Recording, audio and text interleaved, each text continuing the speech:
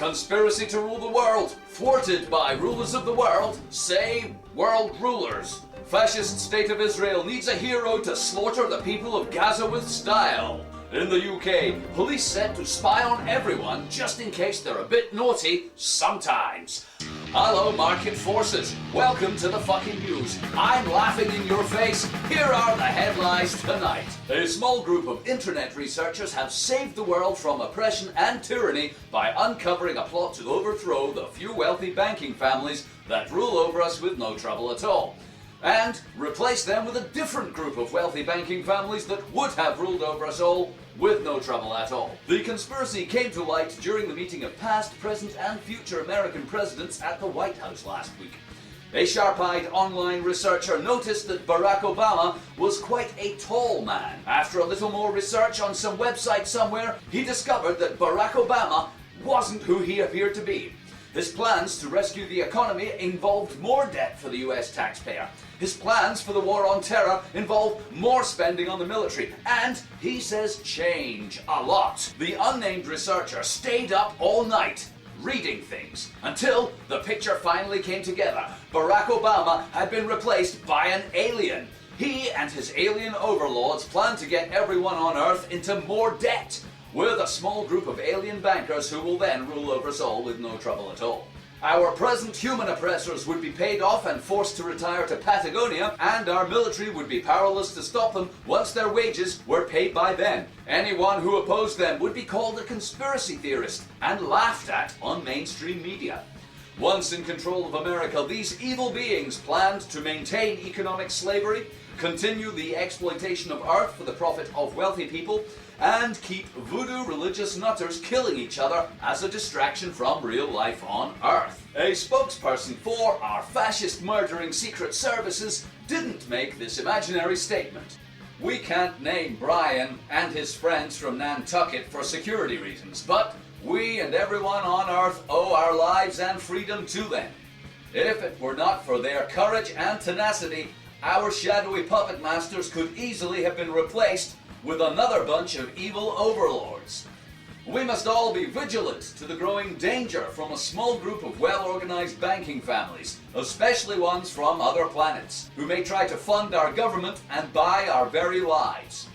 We have now replaced the replacement president with one funded by our own group of wealthy bankers, and carried out a purge of all powerful people on Earth, making sure only ones funded by our evil funders, bankers, remain. New laws making it a capital offense to start a bank or talk about influencing world events will be created, and all people on Earth will be required to swear the following oath of allegiance to debt and slavery. I swear to do nothing about being a landless peasant fuck forever. I will submit to the rule of whoever is in charge of wherever I am born, as long as they are funded by a few wealthy bankers. I will eat the shit that is handed out to me, and make the shit for others to eat, so long as I live. I will always support rich people's right to own the planet and destroy it for profit, no matter how crap this makes my life. I will believe whatever mumbo-jumbo voodoo nonsense I am told to, even if it contradicts the laws of physics, common sense, and reason. Now you can all go home and await your doom. Further instructions. In a related story, as the fascist state of Israel continues the slaughter of unarmed women and children in the concentration camp of Gaza, we here at the fucking news thought we would offer a little historical perspective to the bloodbath. You see, throughout history, innocent men, women, and children have been killed in large numbers by murdering armies of many nations. However, the presence of a hero figure can make a difference to how you are remembered. As Catherine the Great famously said, you can be a murderous tyrant and the world will remember you fondly. But fuck one horse and you're a horse fucker forever. As of today, the fascist state of Israel is just a horse fucker. Their army has killed 700 or more in Gaza, but we lack a face or a personality to attribute the killing to. So they appear simply a cold-blooded, murderous state. Napoleon Bonaparte breakfasted on 600 dead people. Hitler sneezed and more than that died. Alexander the Great put whole cities of people to the sword for fun.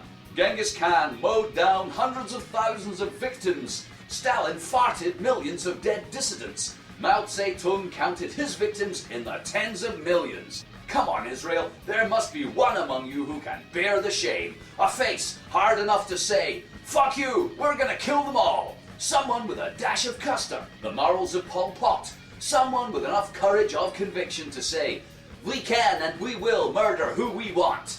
God is on our side. History will remember me as a hero. Death to Palestinians, blah, blah, blah." No? Ah well, a horse fucker you are then. In the UK, Big Brother, the Home Office, will now allow the police to hack into people's personal computers without a warrant. The hacking is known as remote searching, and it allows police or MI5 officers to examine the contents of all emails, web browsing habits, and instant messaging. Not that they'll need this power, because from March, all internet service providers will by law have to keep information about all your emails sent or received in the UK for a year. Your phone company and your bank already do this. Soon, no one in the country will have a private phone call, a private bank account or email. No one will send a private text or instant message, and all of your internet use will be recorded and available to the state. Don't worry though, because if you have nothing to hide, and you won't, you will have nothing to fear. Or will you? Let's not pretend for a second the state wouldn't use this information for other purposes than to safeguard your life. Or that everyone from the benefits department to the terrorist police won't crawl up your cyber bottom the first time you look a bit different. Not dangerous, just different. Don't like the council's refuse policy? Better shut up. Don't like the new taxes? Better shut up. Don't like the war on terror? Shut the fuck up. In fact, just go shopping and have a Coke. Go to work, watch TV, and shut the fuck up.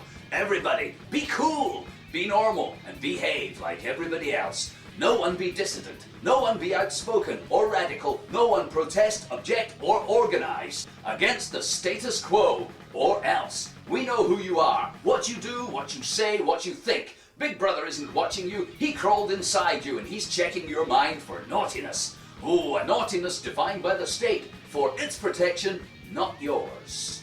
Thanks. And now the weather. Everything is fine, and I love the Queen and her fascist henchmen and the bankers. I love Israel, and I fully support its slaughter, defense of the land it stole. God said it could have. Have a nice weekend.